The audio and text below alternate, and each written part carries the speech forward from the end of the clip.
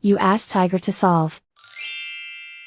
This deals with linear equations with one unknown. The final result is m equals 6/37.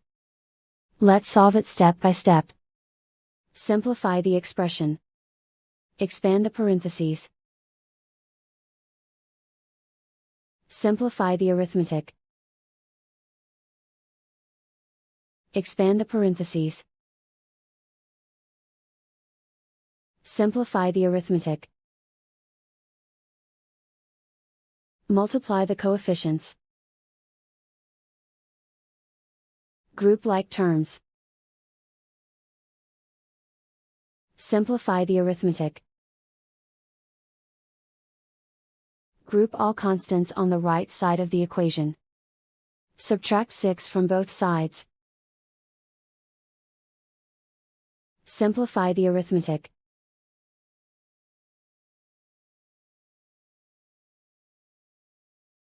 Isolate the m. Divide both sides by -37. Cancel out the negatives. Simplify the fraction. Cancel out the negatives. And so the final result is m equals 6/37.